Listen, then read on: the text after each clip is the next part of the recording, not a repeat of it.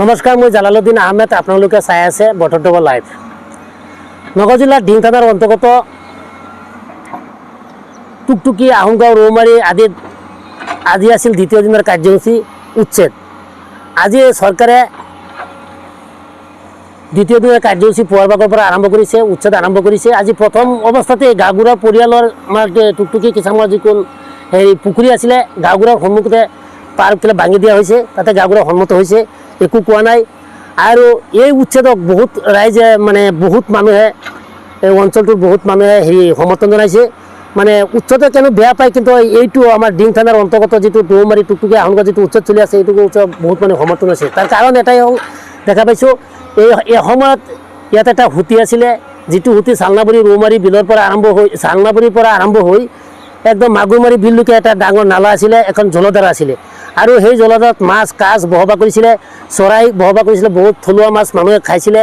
কিন্তু এই সময়ৰ পৰা আজি দীৰ্ঘদিন আগতে একাংশ ছাত্ৰলোভী মানুহে, মুনাফালোভী মানুহে পুখুৰীৰ পাৰ বান্ধি নিজে ফিচাৰী বনাই এই জুলিটো জলধাৰাটো বন্ধ কৰিছিলে। যাৰ ফলত মানুহৰ গাঁৱত, ৰাস্তাত, ঘৰত পানী সোমাইছিলে। ৩-৪ মাহ কাম কৰিব নোৱাৰিছিলে, ছাত্ৰ ছাত্ৰী স্কুলত যাব নোৱাৰিছিলে।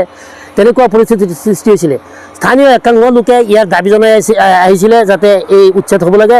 আৰু সেই দাবী মানি লৈ যোৱাকালিৰ পৰা উচ্ছেদ আৰম্ভ হৈছে। এইখন ঠাইত কালি উচ্ছেদ হৈছে। কালি আছিলে আপোনাৰ JCB সোনকালে হোৱা নাছিলে, আপোনাৰ কোৰ্চো লৈ আহিছিলে। ৰাইজে দাবী জনোৱাৰ পিছত অলপ পিছতে আপোনাৰ JCB আহিছিলে। আজিও JCBৰে আৰম্ভ সকলোতে প্ৰায় 2খন গাড়ীৰে আৰম্ভ কৰিছে উচ্ছেদ। আৰু ইয়াৰ টুকটুকি, আহোমগাঁও, কিষামত একেলগে চলি আছে উচ্ছেদ। আৰু তাত কোনো বাধা বিঘিনি নাই, ৰাইজে সঁহাৰি দিয়া দেখা যায়। আৰু এই উচ্ছেদ আজি গোটেই দিনটো চলিব। আৰু জলধাৰাটো আজি মুক্ত নহ'লেও কেইদিনৰ পিছত মুক্ত হৈ যাব বুলি মই আশাবাদী। আজি 2খন গাড়ীৰে আৰম্ভ কৰিছে উচ্ছেদ।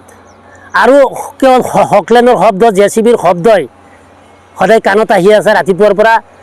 আৰু কালিতকৈ আজি অলপ আগবাঢ়িব বুলি মই ভাবোঁ। যিহেতু যোৱাকালি একাংশ ৰাইজে অভিযোগ কৰিছিল যে চৰকাৰে যিটো উচ্ছেদ চলাইছে তাতে কোৰেৰে চলাইছে, তাতে ৰাইজে অভিযোগ কৰিছিল।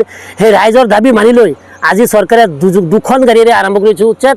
আৰু এই মোৰ অনুমান এসপ্তাহৰ ভিতৰতেই সুঁতিটো এনেকৈ উচ্ছেদ চলালে সুঁতিটো আকৌ পুনৰ্জীৱিত পাব, প্ৰাণ পাই পাব, পানী চলাচল হ'ব, মানুহৰ সুবিধা হ'ব বুলি ধাৰণা কৰা হৈছে।